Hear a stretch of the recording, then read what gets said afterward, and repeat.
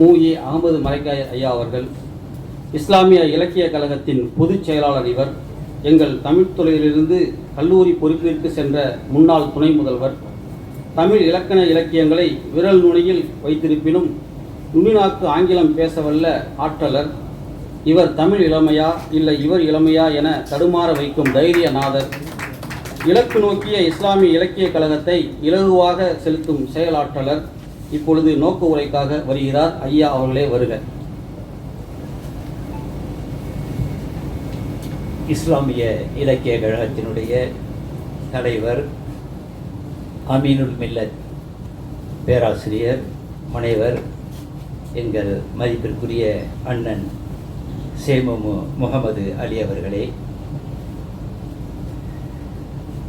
இந்த நிகழ்ச்சியில் வாழ்த்துரை வழங்குவதற்காக வருகை தந்திருக்கக்கூடிய துணை முதல்வர் ஹைதர் அலி அவர்களே.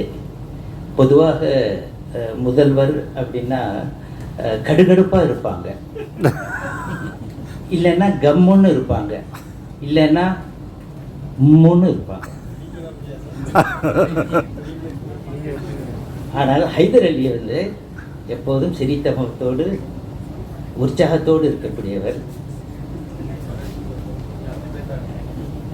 மாதம் மும்மாறி பொழிந்ததான்னு கேட்பாங்க அந்த காலத்துல எல்லாம்.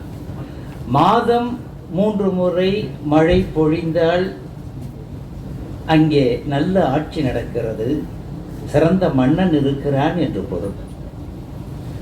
மாதம் 3 முறை நிகழ்ச்சிகள் நடந்தால் அது புதுக்கல்லூரி தமிழ் துறை. இந்த மாதத்திலேயே மூன்றாவதாக இந்த நிகழ்ச்சி இன்றைக்கு 13வது நாள், ஆகஸ்ட் 13. இந்த 13 நாள்லேயே 3 நிகழ்ச்சியை நடத்திட்டார். அப்போ என்ன தெரியுது அப்படின்னா, மிக சிறந்த நல்ல நிர்வாக திறமையோடு தன்னுடைய ஆளுமையை தமிழ் துறையில் செலுத்திக் கொண்டிருக்கிறார் நம்முடைய பேராசிரியர் தம்பி சையது அபு தாஹிர்.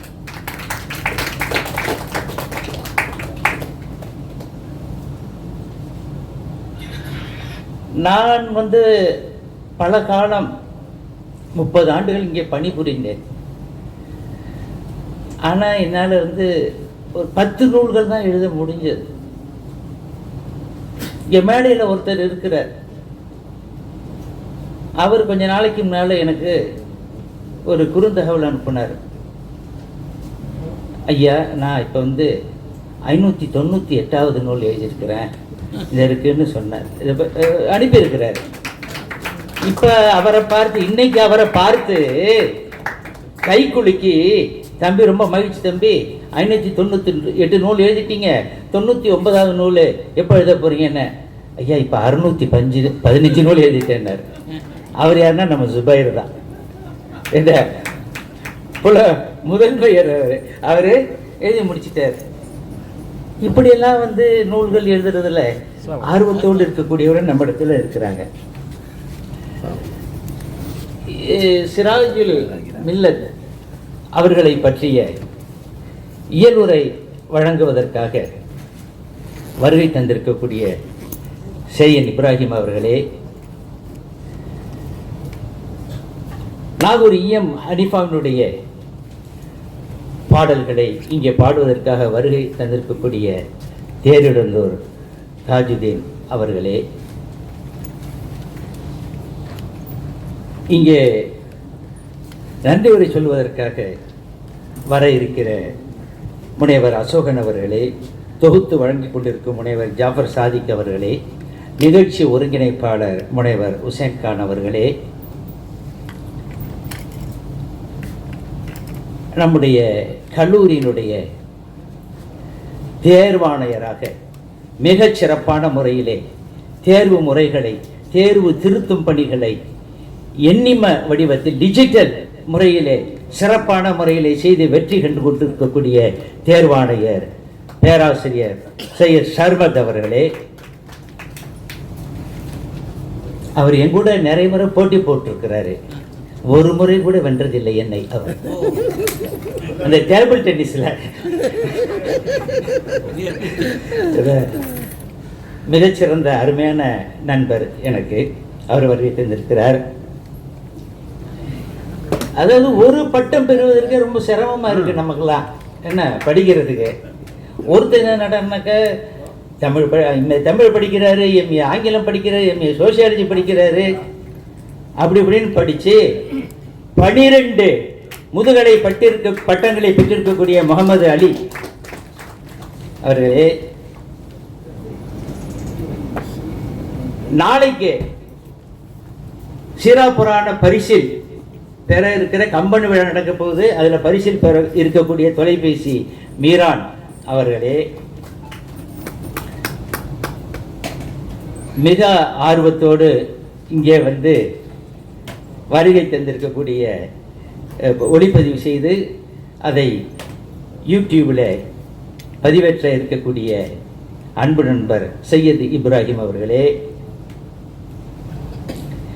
நம்முடைய இஸ்லாமிய இலக்கிய கழகத்தினுடைய துணை செயலாளர், நிலாவட்டம் என்கின்ற அமைப்பினை வைத்து மிகச்சிறப்பாக இலக்கிய செயற்பாடுகளில் ஈடுபட்டு கொண்டிருக்கக்கூடிய கவிஞர் ஜலாலுதீன் அவர்களே, அவருடைய சகோதரர் அருமை சகோதரர் அவர்களே, இணைய திசைகளின் பொறுப்பாசிரியர் டாக்டர் அப்துல் ஹாதி, அவர் நம்ம கல்லூரியில் அரபி துறையில் முனைவர் பட்டம் பெற்றவர்.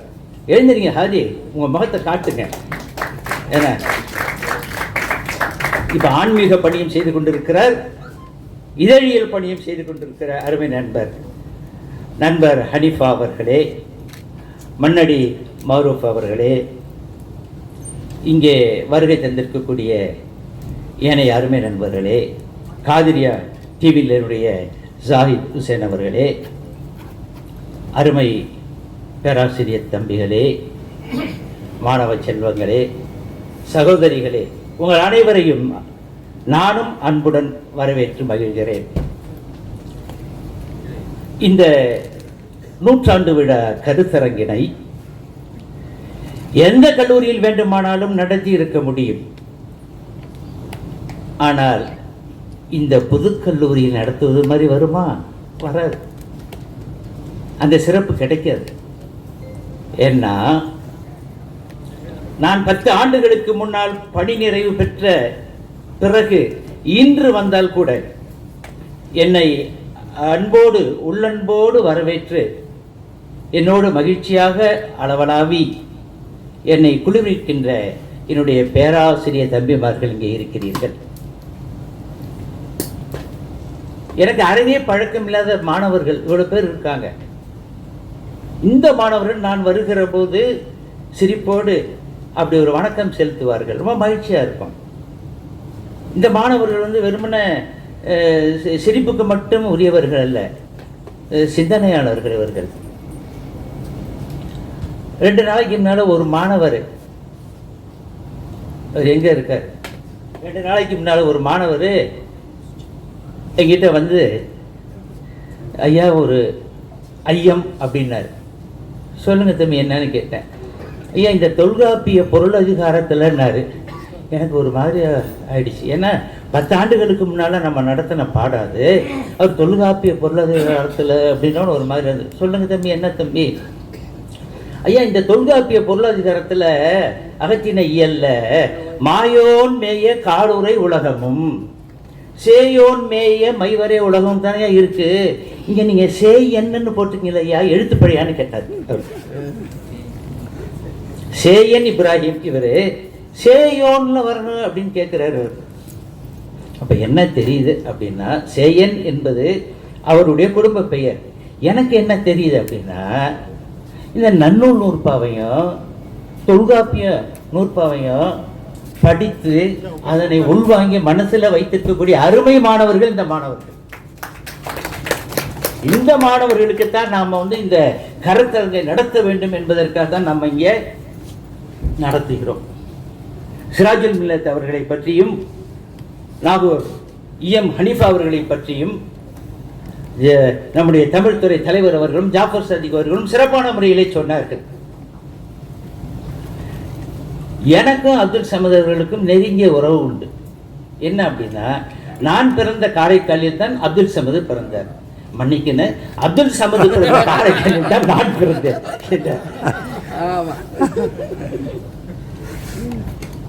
அவர் படித்த பள்ளிக்கூடத்தில் தான் நானும் படித்தேன்.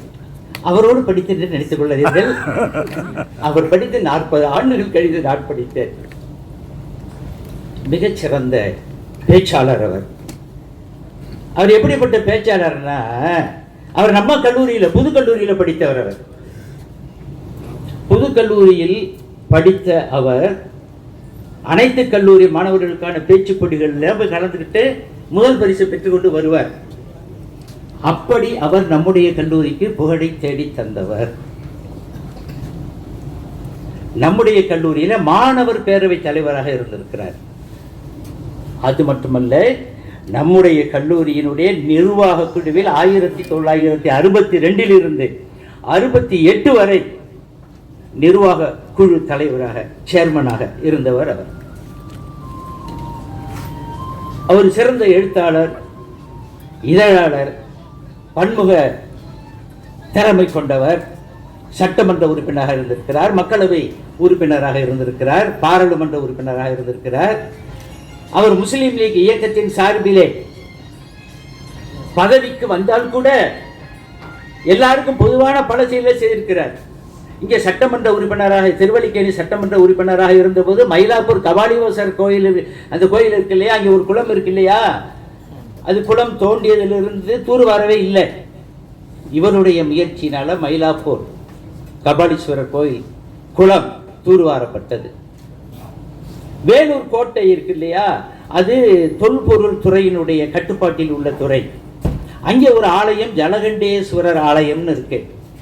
அந்த ஜலகண்டேஸ்வரர் ஆலயத்தில் நாங்கள் எல்லாம் போய் வழிபட வேண்டும் என்று இந்து பெருமக்கள் எல்லாம் கேட்டபோது, அனுமதிக்க மாட்டோம், அது தொல்பொருள் துறை, அதை சார்ந்தது, வழிபாட்டுக்கு இடம் கொடுத்தால் அதனுடைய தொன்மை மறைந்து விடும்னு சொல்லி கொடுக்கல. இவர் வேலூர் பாராளுமன்ற உறுப்பினராக இருந்தபோது தொல்பொருள் துறை இடத்துல பேசி இப்போ வரைக்கும் கூட ஜலகண்டேஸ்வரர் ஆலயத்தில் அந்த வழிபாடு நடந்து கொண்டிருக்கிறது. அப்படி சமய பாராமல் எல்லாருக்கும் எல்லாம் கிடைக்க வேண்டும், அவர்களுக்கு நாம் உதவ வேண்டும் என்று அவர் தன்னுடைய வாழ்க்கையை அர்ப்பணித்துக் கொண்டு வாழ்ந்து மறைந்தவர். அவரை பற்றி பேசுவதற்காகத்தான் சேயன் இப்ராஹிம் அவர்கள் வந்திருக்கிறார். சேயன் இப்ராஹிம் அவர்கள் தம்பி 18 நூல்கள் எதிராக சொன்னார். அது பழைய விவரம். அது அவர் 28 நூல்கள் அவர் இப்ப எழுதியிருக்கார். 28 நூல்கள். சிராஜுல் மில்லத் ஒரு சகாப்தம் அப்படிங்கிற நூல் எழுதி, ஒரு வரலாற்று நூல் எழுதி மிகப்பெரிய புகழை பெற்றவர் இவர். அது மட்டும் அல்லாமல் நிறைய விருதுகளை பெற்றிருக்கிறார். நம்முடைய இஸ்லாமிய இலக்கிய கழகம் அவருக்கு இலக்கிய சுடர் என்ற விருதை கொடுத்திருக்கிறது. இந்த மாதத்தினுடைய முதல் நாளில் எஸ்டிபி ஐயா அந்த கட்சி, அந்த கட்சியின் சார்பில் இவருக்கு கவி காமு ஷரீஃப் விருது இந்த மாதத்தினுடைய தொடக்கத்தில் கிடைத்திருக்கிறது. ஆக மிகச்சிறந்த புலமையாளர், எழுத்தாளர், இன்னைக்கு வரைக்கும் எழுதிட்டு இருக்கிறார், இன்னும் எழுத போறார். இன்றைக்கும் எழுதி கொண்டிருக்கிற ஒரு வரலாற்று நூலை எழுதி கொண்டிருக்கிறார். அப்படிப்பட்டவர் அவர். அடுத்து நாகூர் இஎம் ஹனீஃபா பற்றி உங்களுக்கு எல்லாருக்கும் தெரியும். நிறைய பாடல்கள், அறப்பாடல்கள், ஆன்மீக பாடல்கள்லாம் பாடியிருக்கிறார். எல்லாருக்குமான பிடித்தமான ஒரு பாடல் எது அவர் பாடினதுல? இறைவனிடம் கையேந்துங்கள். அந்த இறைவனிடம் கையேந்துங்கள் பாடல் இருக்குல்ல, அந்த பாடலை முஸ்லிம்களுடைய நிகழ்ச்சிகளில் மட்டுமல்ல, இந்து கடவுளர்களின் கோயில் நிகழ்ச்சிகளிலும் அதை பாடுகிறார்கள். சர்ச்சுகள், கிறிஸ்தவ நிகழ்ச்சிகளிலும் அந்த பாட்டை பாடுகிறார்கள். ஆனா ஒரே ஒரு மாற்றம் தான், ஒரு வரியை மட்டும் மாத்திக்கிறாங்க. அல்லல் படும் மாந்தர்களே அயராதீர்கள், அல்லாவின் பேரருளை நம்பி நில்லுங்கள். அந்த பாட்டுல ஒரு வரி வரும். அதை என்ன செய்வாங்க அப்படின்னா, இந்து கடவுளர்கள் சிவபெருமானுடைய ஆலயத்தில் நிகழ்ச்சி நடக்கிற போது இறைவனிடம் கையேந்துங்கள், அவன் இல்லை என்று சொல்லுவதில் அப்படியே பாடிக்கிட்டே வந்து சிவபெருமான் அல்லாம மட்டும் எடுத்துட்டு சிவபெருமான் பேரருளை நம்பி நில்லுங்கள் அப்படின்ட்டுருவாங்க. விநாயகரின் பேரருளை நம்பி நில்லுங்கள், வேலவனின் பேரருளை நம்பி நில்லுங்கள், இப்படி அவங்க மடிட்டு. நேற்று ஒன்று பார்த்தேன், அதில் என்ன வருது, மாரியத்தா பேரருளை நம்பி நில்லுங்கள். இந்த பாட்டை முழுசா பாடுறேன். அப்படி ஒரு பாட்டு.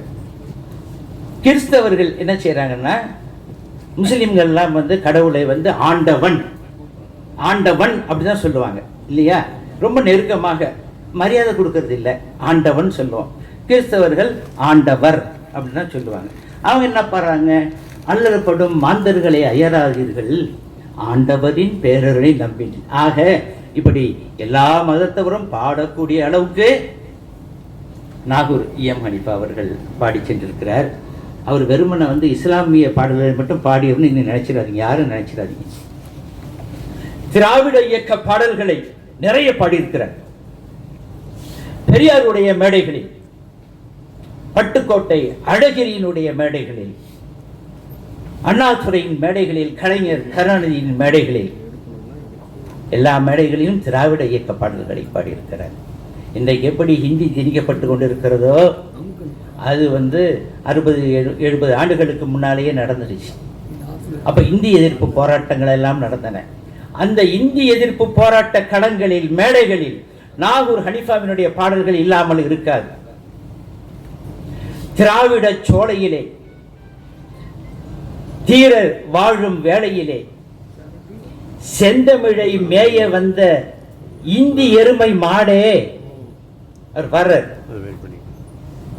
செந்தமிழை மேய வந்த இந்தி எருமை மாடே, முன்னம் பட்ட சூடு மறந்ததோ உனக்கு, இந்தி என்றும் வேண்டாம் ஓடிப்போ வடக்கு அப்படின்னு அவரு இந்தி எதிர்ப்பு மேடைகளில் அவர் பாடினார். அப்படி வந்து அவர் வெறுமன இஸ்லாமிய பாடகர் மட்டுமல்ல, இந்திய எதிர்ப்பு மேடைகளில் பாடிய திராவிட இயக்க பாடகரும் கூட.